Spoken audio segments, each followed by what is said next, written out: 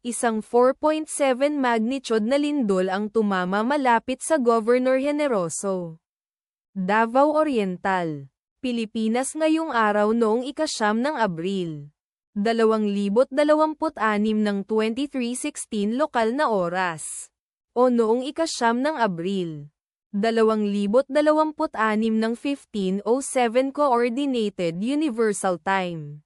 Tulad ng iniulat ng EMSC sa website nito, ang lindol ay matatagpuan sa isang intermediate depth na 81.0 na kilometro sa ibaba ng ibabaw. Sa mga coordinate latitude 6.352 at longitude 126.112.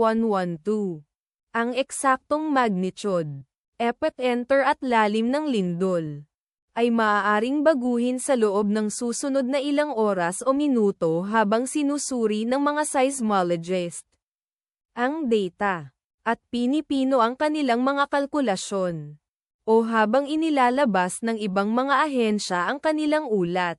Kabilang sa mga bayan o lungsod na malapit sa sentro ng lindol ang Gobernador Generoso, Davao Oriental, na matatagpuan sa 34 kilometers o humigit kumulang 21.1 milya mula sa sentro ng lindol.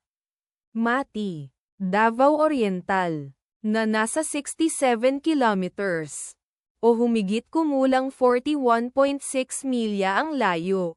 Davao City, na nasa 97 kilometers o humigit kumulang 60.2 milya ang layo.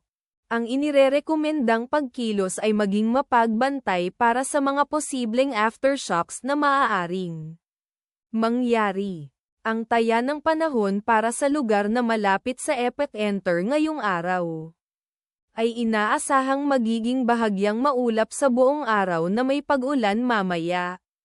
Ipagdasal natin na ang lindol na ito ay hindi magkaroon ng malaking epekto sa ating mga kapatid doon. At wala ng lindol. Amen.